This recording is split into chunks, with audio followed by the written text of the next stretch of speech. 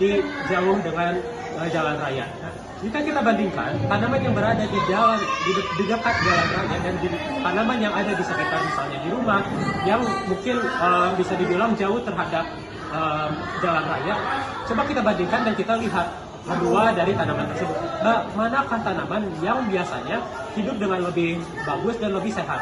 Nah, tentunya jika hasil observasi kita itu akan menentukan bahwa tanaman yang tinggal di dekat rumah itu akan mendapatkan kehidupan yang lebih bagus dan hasilnya itu akan lebih sehat. Nah, kenapa hal tersebut bisa ada? Mungkin ada beberapa hal seperti mungkin akar akar dari tanaman tersebut akan bisa grow terhadap tanah yang akan dibawanya dengan secara sehat dan normal, dan mungkin sinar matahari yang akan tidak secara langsung akan terhadap tanaman tersebut yang akan mengakibatkan tanaman tersebut mendapatkan sinar mataharinya dengan cukup dan rata. Nah, mungkin ada beberapa hal tersebut juga jika kita bandingkan dengan tanaman yang ada di depan misalnya jalan raya atau dekat dengan jalan raya.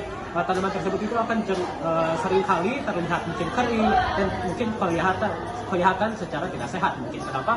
Karena mungkin adanya ekses karbon dioksida yang mungkin disiapkan, mungkin adanya dari kendaraan, dan mungkin ada juga penumbuhan akar yang secara tidak natural karena akarnya tersebut menyisip terhadap trotoar atau misalnya aspal yang digunakan untuk jalan raya tersebut. Nah, maka itu pada kesimpulannya mengapa atmosfer itu sangat berefek terhadap tanaman yang misalnya dengan lokasinya itu, karena mungkin yang pertama kali ada intensitas sinar matahari, yang kedua adalah kualitas dari udaranya, yang ketiga mungkin adalah bagaimana cara akarnya tumbuh. Itu saja. Nah, saya akan menjelaskan tentang tanaman di pinggir jalan. Tanaman di pinggir jalan cenderung memiliki daun dan bunga yang kotor dan layu, dan juga memiliki batang yang rusak dan juga retak. Nah, hal ini disebabkan oleh polusi dan kotornya jalanan yang penuh dengan lalu lintas kendaraan. Tanaman di pinggir jalan juga cenderung lebih mudah untuk dicabut akarnya dikarenakan tanahnya sudah tertutupi banyak aspal.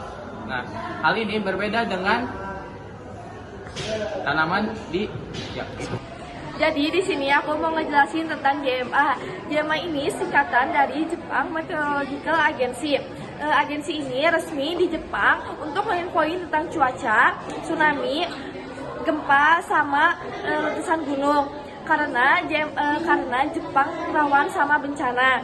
JMA ini sangat penting untuk menginformasiin tentang bencana-bencana itu ke orang-orang.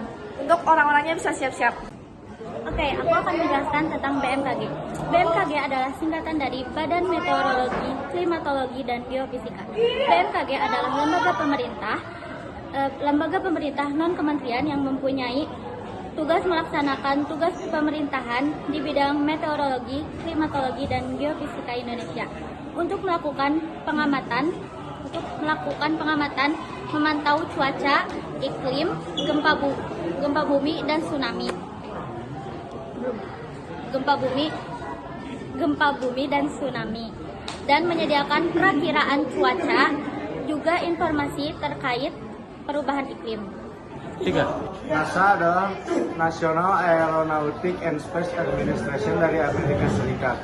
Ia menggunakan satelit untuk melakukan penelitian atmosfer, perubahan iklim, dan cuaca di luar angkasa.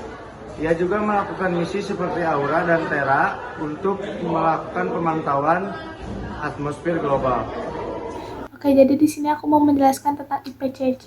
IPCC adalah singkatan dari Intergovernmental Panel on Climate Change. IPCC ini adalah lembaga internasional yang membuat soal dan mengumpulkan data perubahan iklim di dunia. Tujuannya supaya memberitahu pemerintah di dunia supaya bisa mengambil keputusan yang tepat buat jaga lingkungan dan atasi pemanasan global.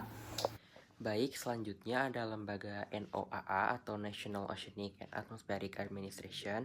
Jadi NOAA itu merupakan lembaga federal Amerika Serikat yang menangani ilmu dan layanan terkait dengan atmosfer, lautan, dan juga iklim. Tugas dari lembaga ini yang pertama, memprediksi cuaca dan memantau kondisi laut dan atmosfer. Yang kedua, meneliti perubahan iklim dan wilayah pesisir. Yang ketiga itu mengelola perikanan dan menjaga atau melindungi spesies laut. Yang keempat itu mengeksplorasi dan memetakan laut dalam. Jangkauan dari NOAA ini mencakup dari matahari sampai dasar laut dengan fokus pada penyediaan informasi dan juga lingkungan. Juga NOAA ini pernah bekerja sama secara internasional termasuk dengan BMKG Indonesia. Lembaga selanjutnya ada ECMWF, yaitu European Center for Medium Range Weather Forecast.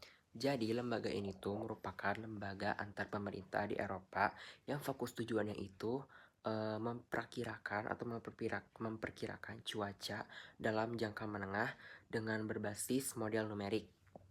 Tugas dari lembaga ini yang pertama mengembangkan model cuaca dan iklim. Yang kedua, menyediakan data perkiraan global. Yang ketiga, meneliti sistem atmosfer untuk meningkatkan akurasi prediksi. Dan yang terakhir itu menyimpan data arsip global terbesar di dunia.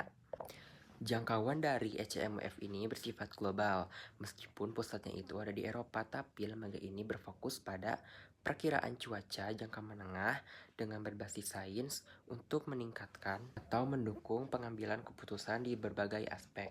Selain NOAA, ternyata ECMWF juga pernah menjalin hubungan internasional termasuk dengan BMKG Indonesia untuk meningkatkan akurasi prediksi cuaca dan iklim. Nah, efek sehari-hari dari WMO yaitu meliputi pemantauan cuaca dan iklim, penyediaan informasi cuaca untuk berbagai sektor, serta upaya untuk meningkatkan kesadaran masyarakat tentang perubahan iklim dan resikonya bencana alam. Nah, yang selanjutnya yaitu Organisasi Meteorologi Dunia atau yang disebut WMO adalah sebuah badan yang khusus dari Perserikatan Bangsa-Bangsa atau yang disebut PBB. Nah, organisasi ini bertanggung jawab atas kerjasama internasional dalam bidang meteorologi, cuaca, dan iklim. Nah, hidrologi, operasional, dan ilmu geofisika.